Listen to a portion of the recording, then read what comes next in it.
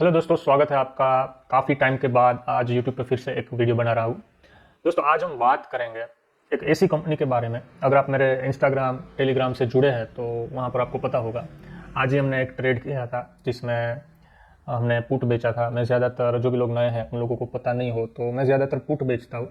और अगर वो इन द मनी हो जाए तो मैं उसकी फ़िज़िकल डिलीवरी है वो ले लेता हूँ।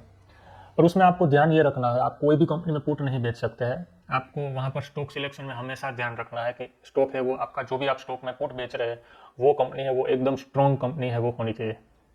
तो आज हमने डिवीज लेबोरेटरी का पुट बेचा था और फिर उसको 10.50 रुपीज़ में बेचा था और उसको 8 रुपीज़ में मैंने फिर से बाई किया और अगेन मैंने उसको 11.30 पे फिर से मैंने बेच दिया।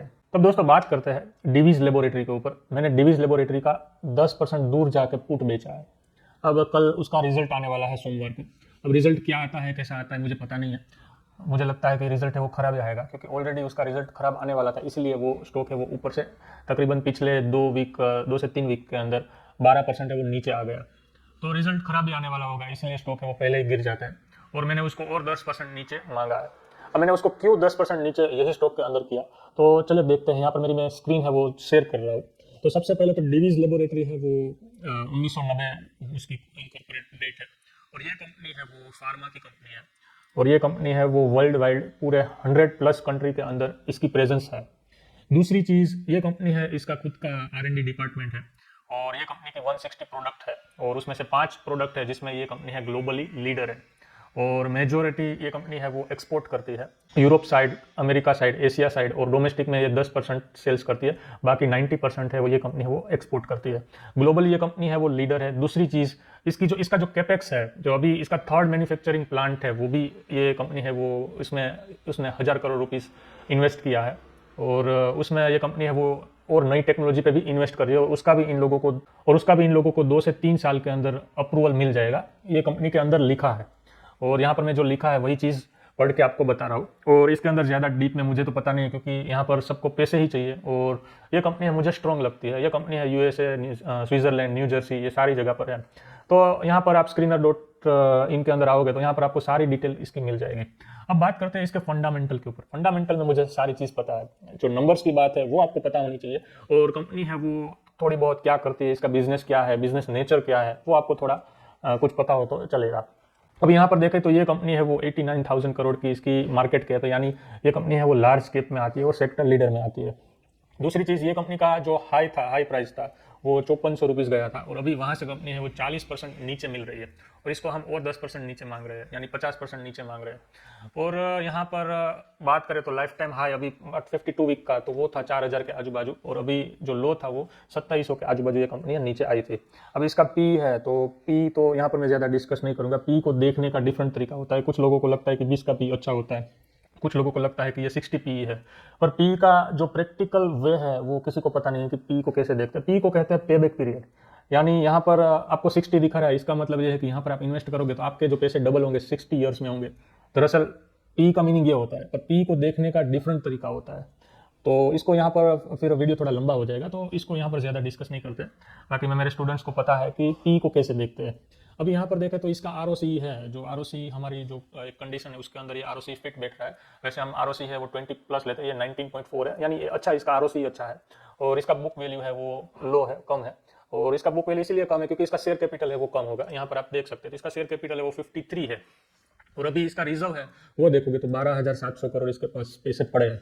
और इसके पास बोरोइंग है बिल्कुल 3 करोड़, यानी इसके पास कुछ डेप्ट ही नहीं है, डेप्ट फ्री कंपनी है।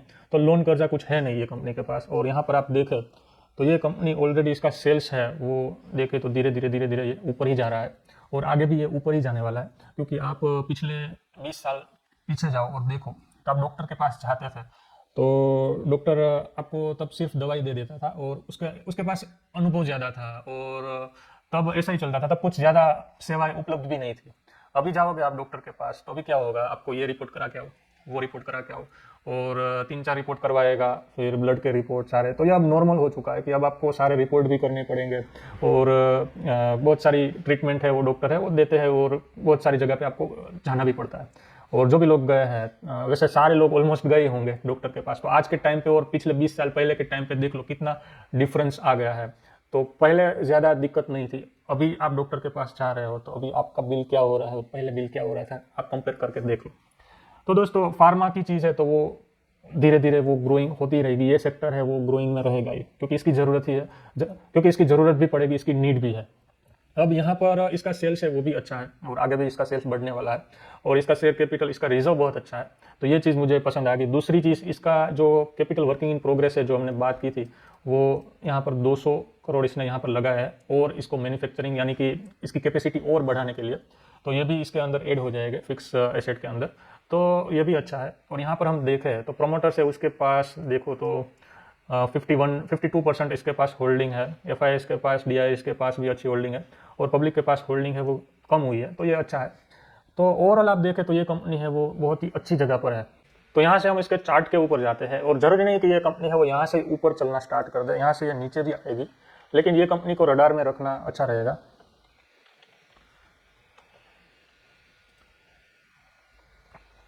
ये बीएससी का स्टॉक आ गया, यहाँ पर मैं एनएससी कर देता हूँ। तो यहाँ पर ये कंपनी है वो अभी देखे तो अभी ये कंपनी का हाई था, यहाँ से ऑलमोस्ट यहाँ तक लो लगा के फिर से यहाँ से ऊपर गई है, तो एक बार या तो ये रीटेस्ट हो सकता है, या एक बार यहाँ से हम इसको देखें तो यहाँ से एक बार ये 61% की रिट्रेसमेंट भी कर सकता है, तो ये थोड़ी यहाँ से नीचे आ सकती है, और इसका रिजल्ट सोमवार को आने वाला है, तो ऐसा हो ही सकता है कि यहाँ से एक बार नीचे गैप डाउन करके फिर यहाँ से ऊपर लेके जाए, तो इसके अंदर काफ़ी गेम होने वाली है। और यहाँ पर एक देखो तो यहाँ पर एक इन्वर्टेड हेड एंड शोल्डर की पैटर्न बन रही है, तो इसका टारगेट है वो ऑलमोस्ट यहाँ से 1200 रुपीज़ आ रहा है। अभी इसका पैटर्न कन्फर्मेशन हुआ नहीं है, यानी यहाँ पर 5200 तक ये जा सकता है। तो ये कंपनी है वो लॉन्ग टर्म में बहुत अच्छी है, और ये कंपनी है ये थोड़ी नीचे आएगी तो इसको बाय ऑन डिप भी कर सकते हैं, और मैंने तो इसको यहाँ पर 3000 में पुट बेचकर मांग लिया है कि 3000 में देना है तो दो, बाकी मैंने उसका प्रीमियम है वो मांग लिया है कि या प्रीमियम दे दो या कंपनी है उसके स्टॉक्स दे दो 3000 में। तो देखिए आप लोगों को मैं यहाँ पर कोई रिकमेंडेशन नहीं देता हूँ, यहाँ पर मेरी केवल एजुकेशनल पर्पज से वीडियो है, काफ़ी टाइम के बाद वीडियो बना रहा हूँ, मेरी वीडियो है वो ऐसे ही आती रहेगी, और मैं ट्राई करूँगा कि आपके साथ जुड़ा रहूँ यूट्यूब के माध्यम से। और आप मेरे साथ टेलीग्राम पर और इंस्टाग्राम पे जुड़ सकते हैं, मेरा व्हाट्सएप ग्रुप है वहाँ पर भी जुड़ सकते हैं। तो आज के लिए इतना ही, थैंक यू।